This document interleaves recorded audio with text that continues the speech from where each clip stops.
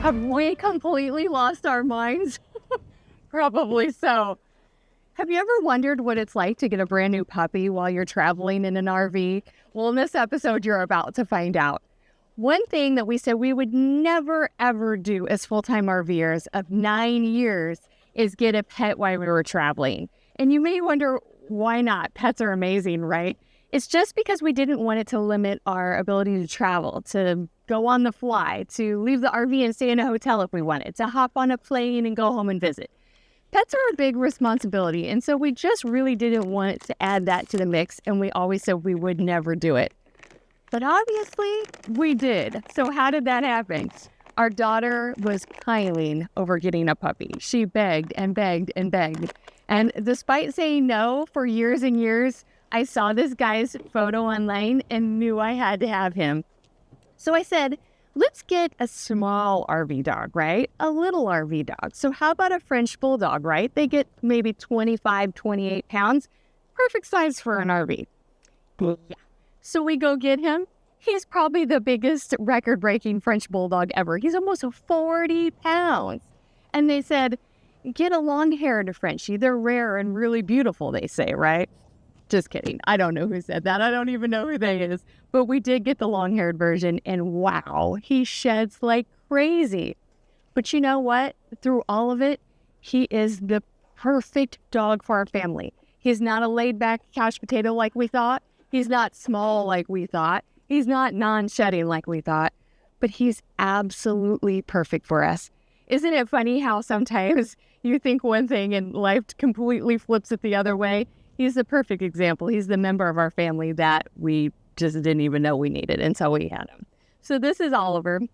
And through our travels with Oliver so far, we've learned 3 important things that we feel like all RVers that travel with pets should have. And so here's our 3 tips for you. Tip number 1, carpet your RV stairs. Now, why do I say that? Most RV stairs are metal and they're slick and they get hot. So they can burn your pet's paws going down them in the summertime when you're facing the sun. And it's a traction issue. So what we quickly found out with him, and who wants to carry a 40-pound dog in and out of the RV, right? Not me, not multiple times a day, potty training, is that he was scared of our stairs because the metal stairs had quite a gap in between each rung. And so he was scared and he wouldn't go up and down the stairs. So we found by carpeting them and the help of some really good dog treats that we could lure him up the stairs, and he was fine with it as soon as we carpeted it. So the carpet on the stairs is great for traction and protecting your pet's paws. The second item that's really helpful for all pet parents when you're RV traveling is to get some kind of pet seat belt for your traveling companion. Now, we actually have a car seat for Oliver that is an enclosed seat that attaches to his collar and then attaches to the seat belt in the back of our truck. That sounds a little bougie, right?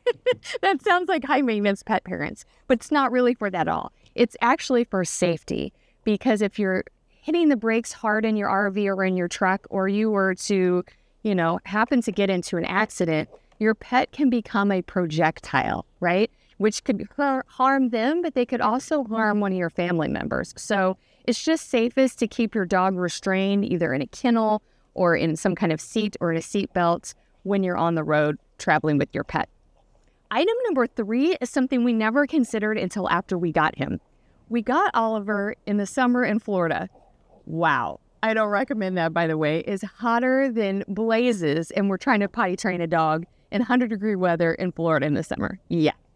But what we did learn about that is that your pet really needs to be protected temperature-wise when you're gone exploring. So if you leave your pets in your RV and you go out exploring, what were to happen if you were to lose power while you're gone?